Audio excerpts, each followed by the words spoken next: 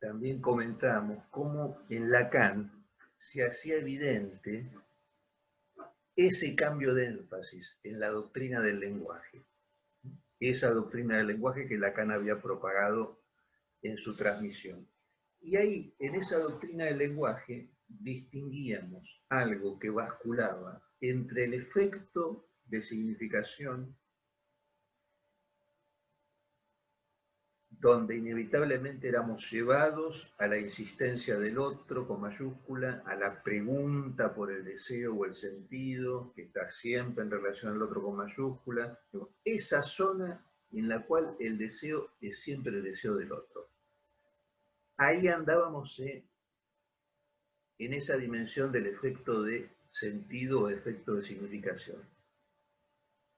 Pero hacíamos notar que en esta doctrina del lenguaje se incluía en algún momento, sobre todo, bueno, más o menos para la época de televisión, algo que ya no iba en el sentido de esta significación, de una vertiente de significación, sino en una vertiente en la cual lo que quedaba enfatizado era el efecto de goce, y más precisamente la producción de goce. Y que en esa dimensión el panorama cambia completamente, porque el goce ya no está en relación al otro con mayúsculas. El goce podría decirse que es primariamente egoísta, no ofrece ningún propósito, ninguna intención, es para nada, es inútil.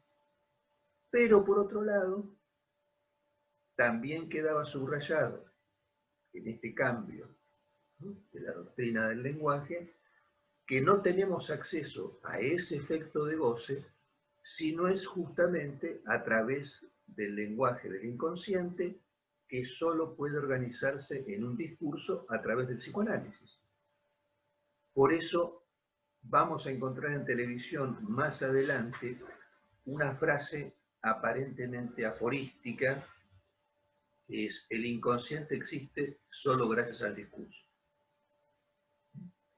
El inconsciente existe solo gracias al discurso. Entonces, tenemos efecto de sentido, efecto de goce, y lo que nos interesa particularmente a nosotros es que entre estas dos instancias no hay recubrimiento posible. O sea, no hay proporción ni medida común entre saber y goce.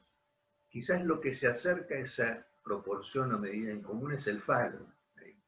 Seguramente los que han tenido oportunidad de leer La lógica del fantasma, ahí verán en algunos pasajes cómo Lacan, para abordar esta temática de algo que vendría a intentar ponerle medida a algo que no lo tiene,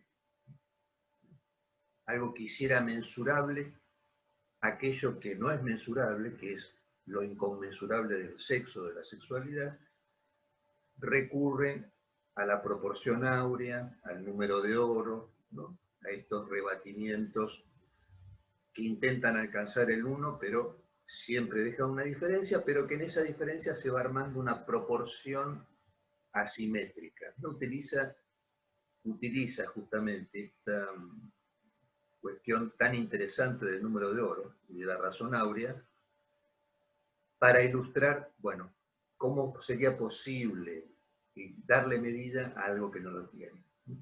A esto me parece que apunta también la cuestión de que entre el efecto de saber y el efecto de goce no hay proporción ni medida en común que no deje resto, se podría decir.